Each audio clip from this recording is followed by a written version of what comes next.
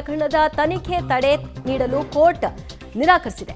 ಯಾವ ರಕ್ಷಣೆ ಅಗತ್ಯವಿದೆ ನೋಡೋಣ ಅಂತ ಕೋರ್ಟ್ ಹೇಳಿದೆ. ಪ್ರಕರಣದ ತನಿಖೆಗೆ ತಡೆ ಕೊಡೋದಕ್ಕೆ ಕೋರಿದ್ರು, ಆದರೆ ಹೈಕೋರ್ಟ್ ನಿರಾಕರಿಸಿದೆ. ಕೆಎಸ್ಸಿಎ ವಿರುದ್ಧ ಬಲವಂತದ ಕ್ರಮ ಬೇಡ ಅಂತ ಕೂಡ ನಿರ್ದೇಶನವನ್ನು ಕೊಡಲಾಗಿದೆ.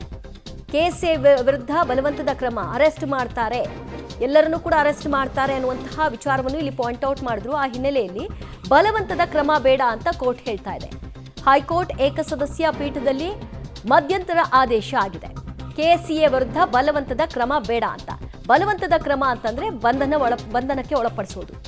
ಇನ್ನುಳಿದಂತೆ ಯಾರನ್ನು ಕೂಡ ಅರೆಸ್ಟ್ ಮಾಡುವಂತಿಲ್ಲ. ತನಿಖೆಗೆ ಸಹಕಾರ ಕೊಡಿ ಅಂತ ಕೇಳಬಹುದು.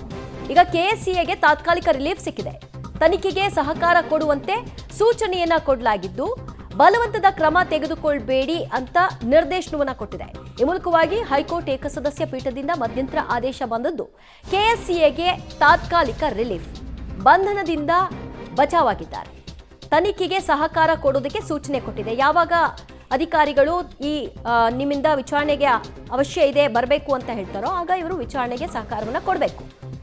ಆಗ ಒಂದು ವೇಳೆ ವಿಚಾರಣೆಗೆ ಸಹಕಾರವನ್ನು ಕೊಡದೇ ಇದ್ದಂತಹ ಪಕ್ಷದಲ್ಲಿ ಆಗ ಬಲವಂತದ ಕ್ರಮದ ಅನಿವಾರ್ಯತೆ ಬೀಳಬಹುದು ಅಂತ ಆಗ ಕೋರ್ಟ್ ಗಮನಕ್ಕೆ ತರಬೇಕಾಗತ್ತೆ. ಸದ್ಯಕ್ಕಂತೂ ಬಂಧನದಂತಹ ಪ್ರೊಸೀಜರ್ಗಳಿಗೆ ಪೊಲೀಸರು ಕೈ ಹಾಕೋ ಹಾಗಿಲ್ಲ. ಆ ಮೂಲಕವಾಗಿ ರಿಲೀಫ್ ಸಿಕ್ಕಿದೆ ಕೆಎಸ್ಸಿಎಗೆ.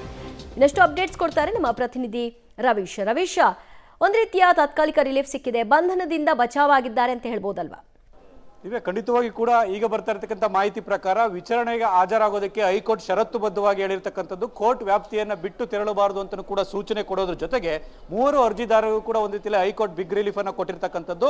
ಅಂದ್ರೆ ತನಿಖೆಗೆ ಸಹಕಾರವನ್ನ ನೀಡಬೇಕು ಅಂತ ಸೂಚನೆ ಕೊಟ್ಟಿರೋ ಜೊತೆಗೆ ಯಾರ ಮೇಲೂ ಕೂಡ ಬಲವಂತದ ಕ್ರಮ ಬೇಡ ಅಂತನೂ ಕೂಡ ಈಗಾಗಲೇ ಹೈಕೋರ್ಟ್ ಹೇಳಿರ್ತಕ್ಕಂಥದ್ದು. ಇದಕ್ಕೆ ಎಜಿ ಅವರು ಕೂಡ ಆಕ್ಷೇಪವನ್ನು ಕೂಡ ವ್ಯಕ್ತಪಡಿಸಿದ್ರು. ಯಾಕೆಂದ್ರೆ ಈಗಾಗಲೇ ಕುನ್ನಾ ಅವರ ತನಿಖೆಗೂ ಕೂಡ ವಹಿಸಿದ್ದಾರೆ, ಅವರು ಕೂಡ ತನಿಖೆ ನಡೀತಾ ಇದೆ. ಜೊತೆಗೆ ಸಾರ್ವಜನಿಕ ಹಿತಾಸಕ್ತಿ ಅರ್ಜಿಯೂ ಕೂಡ ಹೈಕೋರ್ಟ್ ಮುಂದೆ ಇರತಕ್ಕಂಥದ್ದು. ಇಂತಹ ಸಂದರ್ಭದಲ್ಲಿ ಬಲವಂತದ ಕ್ರಮ ಬೇಡ ಅಂತನೂ ಕೂಡ ಹೈಕೋರ್ಟ್ ಅಭಿಪ್ರಾಯಪಟ್ಟ ಆದೇಶವನ್ನು ಕೂಡ ಮಧ್ಯಂತರ ಆದೇಶವನ್ನ ಕೊಟ್ಟಿದೆ. ಜೊತೆಗೆ ಎಲ್ಲೋ ಒಂದ್ ಕಡೆ ಆ ಒಂದು ಕೋರ್ಟ್ ವ್ಯಾಪ್ತಿಯನ್ನ ಬಿಟ್ಟು ಏನು ಈಗ ಆರೋಪಿಗಳಿದ್ದಾರೆ ಅವರು ಕೋರ್ಟ್ ಆ ವ್ಯಾಪ್ತಿಯನ್ನ ಬಿಟ್ಟು ಹೋಗೋಂಗಿಲ್ಲ. ಜೊತೆಗೆ ವಿಚಾರಣೆಗೆ ಸಹಕರಿಸಬೇಕು ಅನ್ನೋ ಷರತ್ತುಗಳನ್ನು ಕೂಡ ಹಾಕಿರ್ತಕ್ಕಂಥದ್ದು.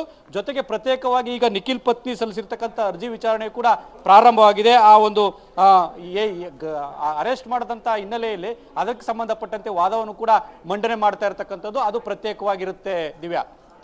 ಅಂದ್ರೆ ಈಗ ಅರೆಸ್ಟ್ ಅವರ ವಿಷಯದಲ್ಲಿ ಹೇಗಾಗಾದ್ರೆ ಬಲವಂತದ ಕ್ರಮ ಇಲ್ಲ ಅಂದ್ರೆ ಈಗ ಯಾರನ್ನ ಇನ್ನು ಮುಂದೆ ಅರೆಸ್ಟ್ ಮಾಡ್ತಾರೋ ಅವ್ರಿಗೆ ಸಿಕ್ಕಿರೋ ರಕ್ಷಣೆನಾ, ಅಥವಾ ಈಗ ಆಲ್ರೆಡಿ ಅರೆಸ್ಟ್ ಆಗಿರೋರ್ಗೂ ಈ ರಕ್ಷಣೆ ಸಿಗುತ್ತಾ?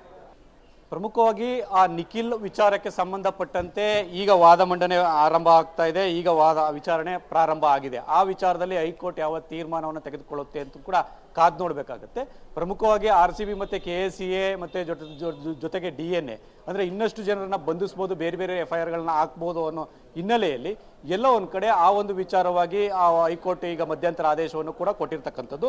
ಹಾಗಾಗಿ ನಿಖಿಲ್ ಅವರ ಬಂಧನದ ವಿಚಾರದಲ್ಲಿ ಯಾವ ಆದೇಶ ಬರುತ್ತೆ ಅನ್ನೋದು ಕೂಡ ಕಾದ್ ನೋಡ್ಬೇಕಾಗತ್ತೆ. ಅಂದ್ರೆ ಅವರಿಗೆ ಈಗ ಜಾಮೀನನ್ನ ಕೊಟ್ಟು ಏನಾದರೂ ಮುಂದಿನ ದಿನ ವಿಚಾರಣೆಗೆ ಹಾಜರಾಗಬೇಕು ಷರತ್ತುಬದ್ಧವಾಗಿ ಅಂತ ಏನಾದ್ರು ಹೇಳುತ್ತೆ ಏನೋ ಕೂಡ ಕಾದ್ ನೋಡ್ಬೇಕಾಗುತ್ತೆ. ಈಗಷ್ಟೇ ಒಂದ್ ರೀತಿಯಲ್ಲಿ ಆ ಒಂದು ವಿಚಾರಣೆ ಆರಂಭ ಆಗಿರ್ತಕ್ಕಂಥದ್ದು. ಆ ವಾದ ಮಂಡನೆ ಕೂಡ ನಡೀತಾ ಇದೆ. ಅಂದ್ರೆ ಪ್ರಮುಖವಾಗಿ ಆ ಒಂದು ರಘು ಭಟ್ ಆಗಿರ್ಬೋದು, ಶಂಕರ್ ಮತ್ತೆ ಜೈರಾಮ್ ಅವರು KSCA ಏನೋ ಒಂದು ಅರ್ಜಿಯನ್ನ ಸಲ್ಲಿಸಿದ್ರು, ಅವರಿಗೆ ಒಂದು ರೀತಿಯಲ್ಲಿ ಬಿಗ್ ರಿಲೀಫ್ ಸಿಕ್ಕಿರ್ತಕ್ಕಂಥದ್ದು ದಿವ್ಯಾ.